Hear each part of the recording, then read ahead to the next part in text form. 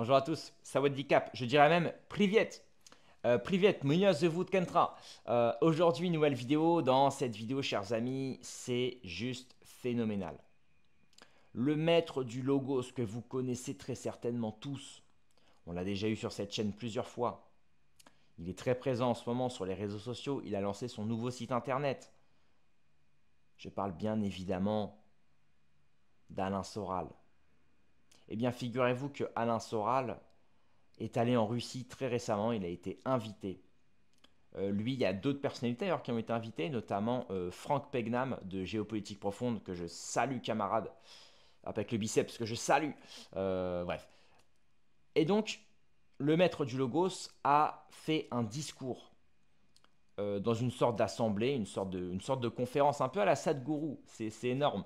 Moi qui suis beaucoup Sadhguru, ça me rappelle un peu Sadhguru, là, quand il va un peu dans tous les pays du monde faire ses conférences où il parle d'ingénierie sociale et d'ingénierie mentale.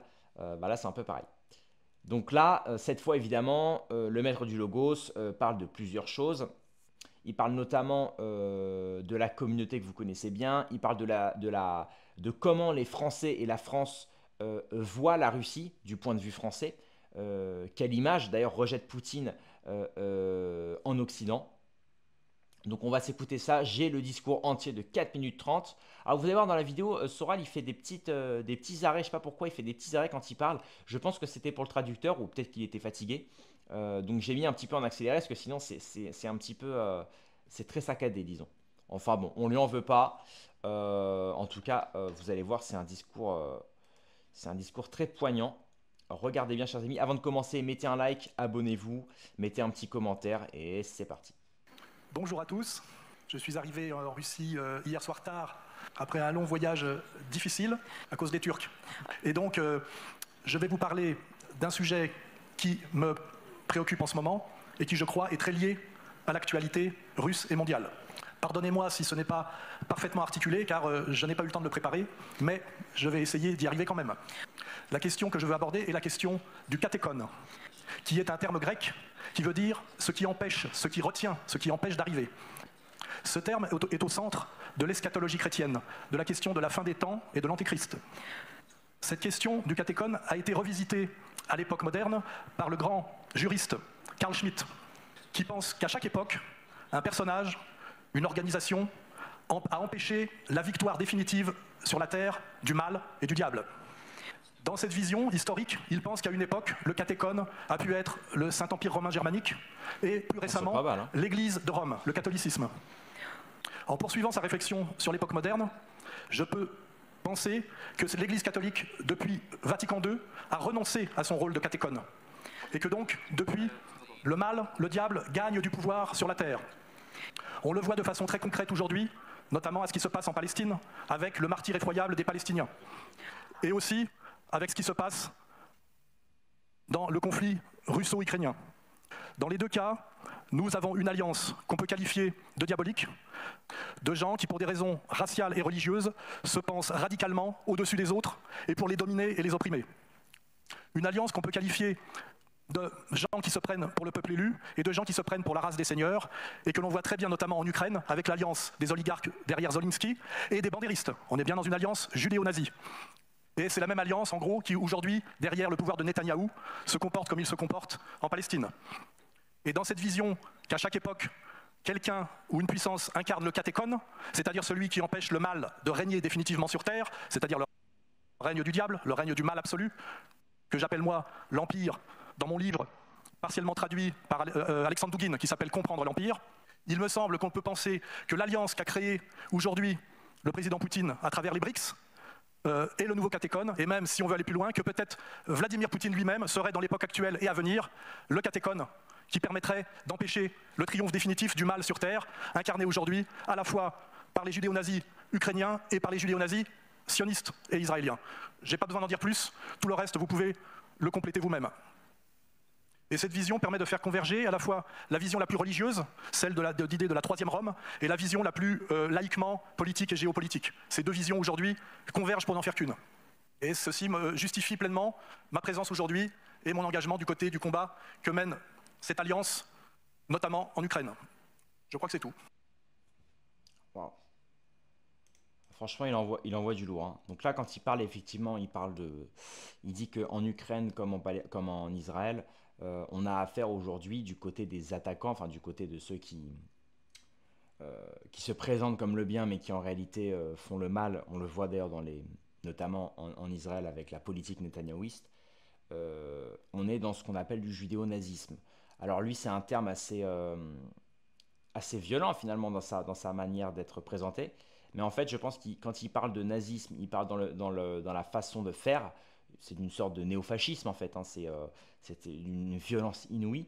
Et de l'autre côté, judéo, parce qu'effectivement, du côté de Zelensky comme du côté de Netanyahou, ce sont effectivement des personnes juives, mais en fait, qui instrumentalisent la population juive à leur fin. Ce qui est horrible pour les juifs qu'on appelle du quotidien, ce qui est horrible pour eux, parce qu'effectivement, ça salit leur image et leur religion. Et effectivement, il y a aussi, il faut rappeler que du côté de Netanyahou, il y a le projet derrière le génocide des Palestiniens, il y a volonté de réaliser le projet du Grand Israël. Et le projet du Grand Israël est biblique. Il est écrit effectivement dans les livres, juifs. Donc effectivement, on a une vision un peu judéo-nazie, bien que le terme est un petit peu euh, assez, assez affolant, hein, finalement présenté comme ça. Mais il y a une sorte de logique dans ce terme-là, effectivement. Donc au maître du Logos. Alors là, il y a Daniel Conversano qui a répondu, qui a mis un petit tweet parce que ça lui a pas plu, évidemment. Ça ne lui a guère plu. Alors regardez ce qu'il a mis. Il a mis Soral se fait inviter à Moscou, tout frais payé, pour cracher sur l'Ukraine et ses judéo-nazis. À vomir. Voilà une éternité que je n'avais pas commenté le verbiage abject de ce type. Mais inutile de m'envoyer des vidéos où il dit ça ou ceci. Je compte refermer le chapitre immédiatement. Alors vous le savez, un Conversano, c'est un fervent défenseur, excusez-moi, de, de Zelensky. Pourquoi? Parce que Zelensky, il protège les Ukrainiens, il protège les Blancs, il protège l'Europe blanche, etc. Parce qu'on s'est rendu compte que d'ailleurs dans le régiment d'Azov, il y avait énormément de nazis, donc c'est d'où le terme judéo-nazi, encore une fois. Là, pour le coup, il est factuel. Euh, et donc pour Conversano, c'est honteux de prendre parti pour Poutine, qui lui, Poutine a fait de la Russie un empire dit cosmopolite, puisque en Russie, il y a trois religions prédominantes, le christianisme, l'islam et le bouddhisme, qui sont reconnus officiellement. De l'autre côté, il y a aussi de l'immigration un peu partout, parce que la Russie est un grand territoire qui a besoin aussi de main-d'œuvre de plus en plus, hein, qui fait venir un petit peu des gens du monde entier, mais notamment des pays proches, tels que donc la Chine, l'Ouzbékistan et tous ces pays-là un petit peu aux origines russo-asiatiques. Et puis notamment la volonté de faire un nouvel empire, hein. Poutine veut faire de la Russie un nouvel empire en s'alliant notamment avec les BRICS, en s'alliant notamment avec d'autres pays qui sont sur la même ligne idéologique et qui viennent contrer justement les valeurs de ce qu'appelle Poutine, les valeurs occidentales sataniques que défend aujourd'hui Zelensky. Voilà. Et il suffit de voir ce que faisait d'ailleurs Zelensky avant d'être président. Souvenez-vous qu'il faisait comme du piano avec sa queue. Donc ça veut tout dire, hein. Donc voilà, effectivement, du côté de Conversano, il y a une sorte d'hypocrisie parce que d'un côté, il fait constamment l'apologie de l'homme blanc, de l'homme fort, vous savez, de l'origine de l'homme puissant, l'homme blanc supérieurement intelligent, il dit constamment ça. Mais de l'autre côté, il est pour Zelensky qui a quand même fait du piano avec sa queue. Il est pour des dirigeants, globalement, c'est une ligne en fait libérale, de droite, donc en fait c'est Macron quoi. C'est une ligne macroniste. Je suis pas sûr que ce soit le mieux pour faire perdurer notre monde et notre civilisation justement occidentale. Parce qu'aujourd'hui, on va quand même dans le mur, hein, avec tout ce qui se passe, avec tout le progressisme qu'il y a, on va quand même dans le délire. Donc le positionnement de Conversano est un petit peu flou, j'ai envie de dire. Donc Soral a même répondu, il a dit, ça s'excite dans le bac à sable les filles. Et là, il a répondu, il a dit, quoi? C'est toi qui as payé ton billet et hôtel? Pourquoi ne pas admettre que tu es désormais un idéologue au service de Moscou? Pas de honte a priori puisque tu défends politiquement la Russie. Ce serait plus clair pour tout le monde. Au public français, des clins d'œil aux identitaires pour buzzer sur l'actu, à l'international, une soumission idéologique au poutino-douguinisme anti-blanc. Le soutien à un régime qui envoie des jeunes militants russes anti-islam en Tchétchénie pour effectuer leur peine. Poutine est l'ennemi du sang slave de Russie. Tu es un traître Soral, en France un traître au prolétariat blanc, à l'échelle des nations un traître à l'Europe. Toutes tes punchlines n'y changeront rien, c'est comme ça que l'histoire se souviendra de toi. Et il a eu que 200 likes alors que Soral a eu 1000 likes. Et même sur son premier tweet, il a eu 600 likes et Soral a eu 1000 likes en disant « ça s'excite dans le bac à sable ». Et effectivement, d'un côté, on a Soral qui est invité en Russie, qui fait un discours devant des femmes russes 10 sur 10 physiquement, au sein refait. Euh, euh, donc effectivement, je veux dire, le mec, il sort des bouquins qui font des milliers de ventes, il a une maison d'édition, il a aujourd'hui son nouveau site internet que je vous incite à aller voir d'ailleurs. Et de l'autre côté, on a Conversano qui peine à faire un peu de spectateurs, qui peine à faire quelques likes, qui te parle d'identitarisme, alors que l'identitarisme finalement c'est du business de niche. C'est bien l'identitarisme si tu veux faire du fric, mais je veux dire, c'est pas une politique réelle, c'est pas une politique réelle. D'ailleurs, la France elle-même n'est pas blanche. La France elle-même n'est pas blanche. Aujourd'hui, elle n'est plus chrétienne, elle n'est plus catholique. Vous allez à Paris, vous vous rendez compte qu'à Paris, déjà depuis des années, c'est mélangé. C'est, euh, et même la France elle-même est un mélange de régions, et c'est justement ce qui fait la force de la France, c'est que chaque région a son identité régionale. Chaque région a son propre patois, à sa propre langue. Putain, je fais que cracher. À sa propre langue, à sa propre histoire, sa propre culture, son propre mode de fonctionnement. Vous allez dans le sud. La façon d'être, la façon de manger, les plats, la langue, les origines culturelles et régionales ne sont pas du tout les mêmes que quand vous allez dans le nord. De même que si vous dites à un breton qu'il est comme un corse ou qu'il est comme un basque, vous allez voir ce que vous allez vous prendre dans la tronche. Donc, et c'est ça la France, c'est qu'en fait vous venez de différents... En fait, quand on est face à un autre pays, on se présente comme français. Par exemple, moi je suis en Thaïlande en ce moment, au Thaï, je dis que je suis français. Je dis pas spécifiquement que je viens du sud, que je viens de Perpignan et de... Bon.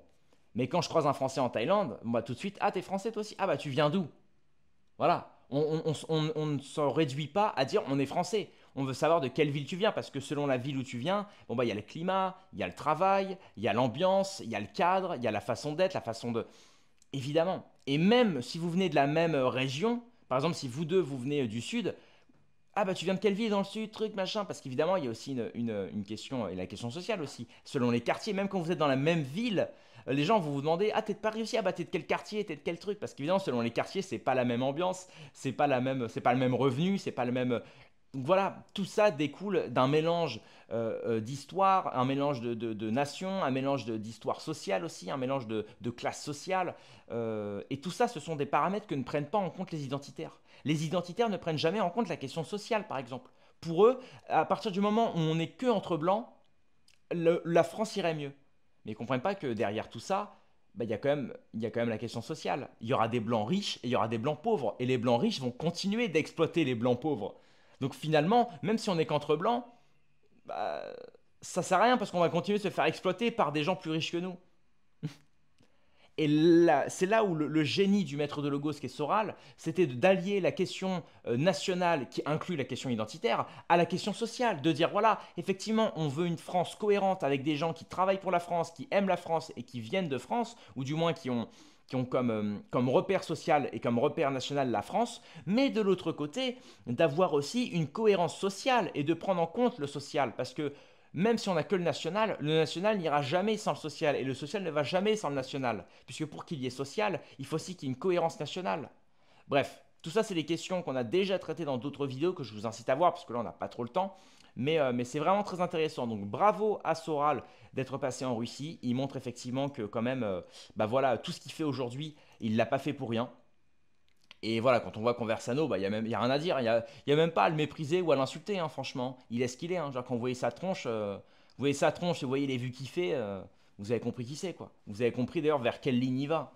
Il fait son petit business, c'est très bien, mais bon, le voir jacter comme ça, le voir japper sur Soral de manière assez aigrie, c'est dommage. Parce qu'il y a mieux à faire. Justement, il faut être content en tant que. C'est bizarre, c'est marrant parce qu'il n'est pas content, Conversano, qu'un blanc soit présent en Russie. C'est bizarre. Soral, il est blanc. Bah pourquoi t'es pas poté avec lui? C'est un blanc invité à l'international pour représenter les blancs français. T'es pas content? Voilà, donc c'est l'illogisme de Conversano. Voilà, voilà.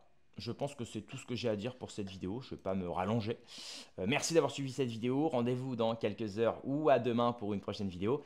Paix et amour sur mes amis et mes ennemis. Et surtout sur mes ennemis.